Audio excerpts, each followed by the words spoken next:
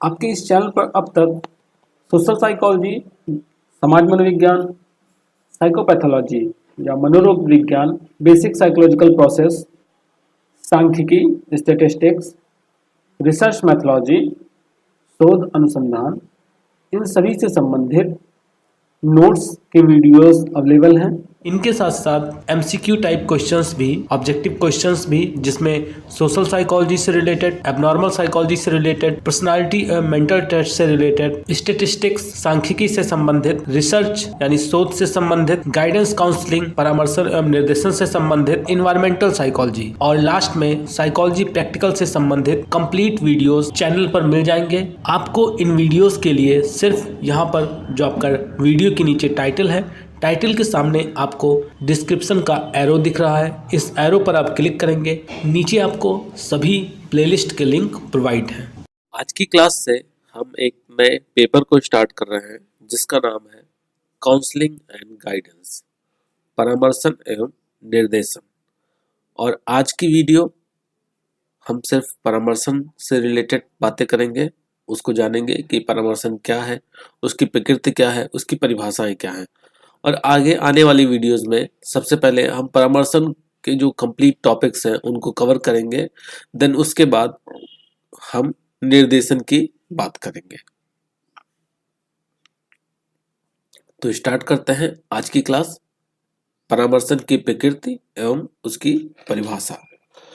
जहां तक बात करें परामर्शन की प्रकृति की, तो परामर्शन क्या है? परामर्शन को इस तरीके से समझें कि जैसे मनुष्य एक सामाजिक प्राणी है और वो समाज में, जिस समाज में रहता है या हम जिस समाज में रहते हैं, कभी न कभी हमारे सामने कोई ना कोई समस्याएं आती ही रहती हैं, क्योंकि समाज में आप रह रहे हैं तो समस्याओं का आना एक स्वाभाविक सी बात है।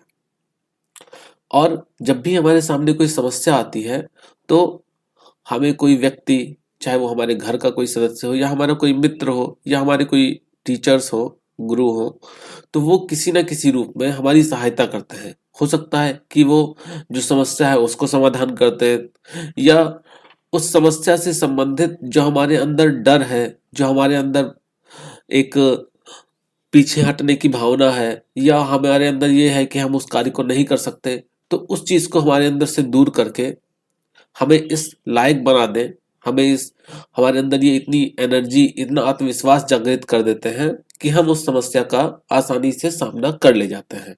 तो ये जो सारी प्रक्रियाएं हैं कि कोई व्यक्ति हमारे अंदर आत्मविश्वास जगा रहा है और हमें इस काबिल बना रहा है कि हम अपनी समस्याओं का समाधान कर ले जाएं, ये सारी चीजें परामर्शन के अंतर्गत आती हैं। अब अगर हम प्राचीन समय की बात करें, पहले के समय की बात करें, तो पहले के समय से ही मानव परामर्शन से जुड़ा हुआ है। लेकिन तब क्या था? तब का जो परामर्श था वो परामर्शन का कार्य काफी ज्यादा सहज और सरल था। क्यों? क्योंकि तब इतनी भागदौड़, तब इतनी प्रॉब्लम्स समाज में नहीं थी। जैसे आज देखें, आज सैकड़ों डिसऑर्डर निकल कर आ गए हैं। ऐसे डिसऑर्डर, ऐसी मनोविकृतियां जो व्यक्ति को परेशान करती हैं, व्यक्ति को प्रभावित करती हैं और जिससे उसका लाइफ स्टाइल बर्बाद हो जाता है। इसके साथ साथ कंपटीशन इतना बढ़ता जा रहा है, हर जगह कंपटीशन, हर जगह, और प्रदूषण बढ़ता जा रहा है। तो इन सब चीज़ों की वजह से व्यक्ति के स्वास्थ्य पर बहुत बुरा असर पड़ता है। और इन सब चीज़ों का कैसे सामना किया जाए, कैसे इनसे लड़ा जाए और कैसे अपने आप को इस काबिल बनाया जाए कि आप इन समस्याओं का समाधान कर सकें, तो यहाँ पर जो परामर्शन है वो थोड़ा सा जटिल हो जाता है। क्यों? क्योंकि ये बहुत ही टफ समस्याएं हैं, बहुत ही जटिल समस्याएं हैं, और इन जटिल समस्याओं का समाधान करने के लिए परामर्शन काफ़ी लंबे समय तक चलता है और काफ़ी उसमें एक्सपीरियंस चाहिए। तो इसीलिए हम कह सकते हैं कि जो वर्तमान समय है, वर्तमान समय में परामर्शन का जो स्वरूप है वो जटिल हो गया है, क्योंकि समाज का स्वरूप जटिल हो गया है। समाज का स्वरूप जटिल होने के कारण समस्याओं का अध्ययन और उनका निदान भी मुश्किल हो गया है।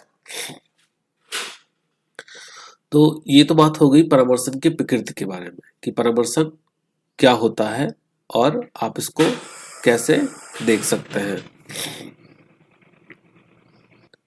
अब बात करते हैं हम परामर्शन की परिभाषा के बारे में। तो अलग अलग वैज्ञानिकों ने, अलग अलग विद्वानों ने परामर्शन की अलग अलग परिभाषाएं दी हैं। जैसे बात करें अगर हम गुड की, तो गुड के अनुसार, गुड की परिभाषा भी गुड है।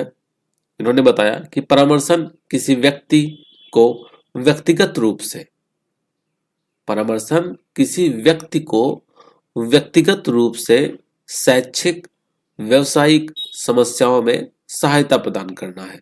यानी कोई व्यक्ति है और उस व्यक्ति को इंडिविजुअली, व्यक्तिगत रूप से हम उस व्यक्ति को उसके शैक्षिक, उसके व्यवसायिक जो समस्याएं हैं, उन समस्याओं को समाधान करने में हम उसकी सहायता प्रदान करते हैं। ये इन्होंने बताया कि यही परामर्शन है। इसके साथ साथ इनका मानना था कि परामर्शन के संबंध में जो सबसे महत्वपूर्ण तथ्य है वो यह है कि परामर्शन एक ऐसी प्रक्रिया है जिसमें जो परामर्श करता है, या कह सकते हैं जो परामर्श दाता है, जो परामर्श व्यक्ति को देता है, व्यक्ति को सहायता प्रदान करना है। मतलब जिसमें परामर्शकर्ता व्यक्ति को सहायता प्रदान करता है, यहाँ पर कर्ता होना चाहिए, और उस व्यक्ति को स्वयं समस्या समाधान के योग्य बनाया जाता है। मतलब गुड का यहाँ पर मानना था कि परामर्शन में किसी व्यक्ति को व्यक्तिगत रूप से उसके शैक्षिक समस्याओं, उसके व्यावसायिक समस्याओं में समाधान, सहायता प्रदान करना है। और ये सहायता इस प्रकार हो सकती है कि हम उस व्यक्ति को इस योग्य बना दें कि वो अपनी समस्याओं का समाधान स्वयं कर ले। ठीक है, आगे देखते हैं शॉर्टर्म और ब्रेमर के अनुसार। तो इन्होंने बताया कि परामर्शन में दो व्यक्तियों के बीच उद्देश्यपूर्ण एवं समान आधार पर एक संबंध। परामर्श क्या है? परामर्श दो व्यक्तियों के बीच उद्देश्यपूर्ण एवं समान आधार पर एक संबंध है। दो व्यक्तियों, कौन? जो परामर्श ले रहा है और दूसरा व्यक्ति जो परामर्श दे रहा है।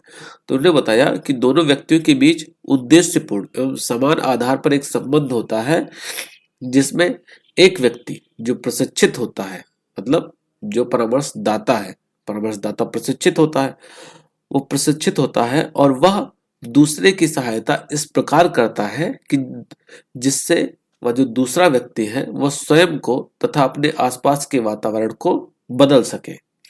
इस प्रकार बदल सके कि वो उसके जीवन यापन में सहायक हो, उसके लक्ष्यों तक पहुंचने में सहायक हो। वहीं पर अगर हम बात करें रूथ स्ट्रॉन्ग की, तो इन्होंने बताया कि परामर्श में आमने सामने का संबंध होता है। यानी जो परामर्शदाता और परामर्शग्राही, जो परामर्श ले रहा है, वो दोनों आमने सामने बैठते हैं, आमने सामने का संबंध होता है, जिसमें परामर्शदाता तथा परामर्श लेने वाला दोनों ही उन्नति की ओर अग्रसर होते हैं। मतलब यहाँ पर दोनों की ही उन्नति होती है, ऐसा बताया रूथ स्ट्रॉन्ग ने। क्या बताया? कि परामर्श में परामर्शदाता और परामर्शग्राही दोनों के बीच आमने सामने का संबंध होता है, और जिसमें परामर्शदाता और परामर्शग्राही यानी परामर्श लेने वाला दोनों की ही उन्नति होती है। अब दोनों की उन्नति कैसे?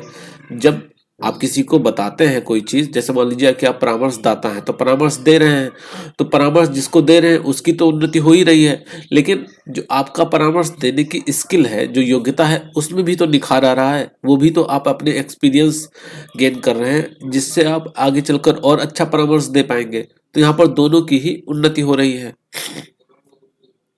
उसके बाद हम नेक्स्ट परिभाषा देखें, तो नेक्स्ट परिभाषा दी गई है रोलो में के अनुसार। इन्होंने क्या बताया? तो इनका मानना था कि परामर्श की प्रक्रिया में व्यक्ति को सामाजिक दायित्वों को समझने और स्वीकार करने में सहायता प्रदान करना, उसे साहस देना जिससे उसमें हीन भावना उत्पन्न ना हो, तथा सामाजिक एवं व्यवहारिक उद्देश्य की प्राप्ति में उसकी सहायता करना है। यहाँ पर इन्होंने ऊपर की परिभाषाओं से थोड़ा सा हटके परिभाषा दी, और इनका क्या मानना था कि परामर्श की प्रक्रिया में व्यक्ति को, जो व्यक्ति के सामाजिक दायित्व हैं, उनको समझने के लिए उनको स्वीकार करने में सहायता प्रदान करना, तथा कई बार व्यक्ति के अंदर साहस की कमी होती है तो व्यक्ति के अंदर साहस जगाना। और कुछ व्यक्ति अपने आप को हीन समझते हैं, वो अपने आप को सबसे कमजोर, सबसे गिरा हुआ, दबा हुआ समझते हैं, तो उनकी इस हीन भावना को दूर करना, ये सारे काम परामर्श के अंतर्गत आते हैं, जिससे कि जो व्यक्ति है वो सामाजिक एवं व्यवहारिक उद्देश्यों की प्राप्ति कर सके। तो अगर देखा जाए तो सबसे सही परिभाषा जो मेरे अकॉर्डिंग लग रही है वो है रोलोमे की, जिसमें इन्होंने एकदम सही चीज बताई है कि परामर्शन में क्या होना चाहिए और क्या होता है।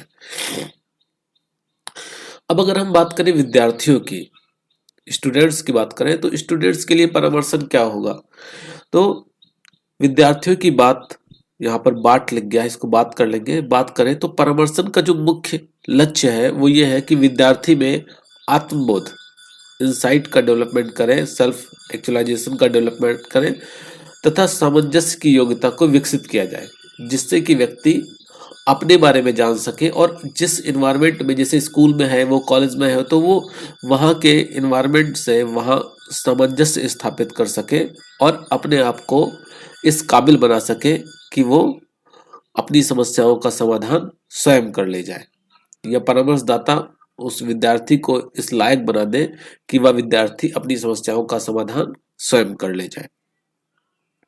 तो आज की क्लास में हमने देखा कि परामर्शन की प्रकृति क्या है और परामर्शन की परिभाषा क्या है। नेक्स्ट क्लास में हम परामर्शन के उद्देश्य और उसके लक्ष्य की बात करेंगे। तब तक के लिए धन्यवाद।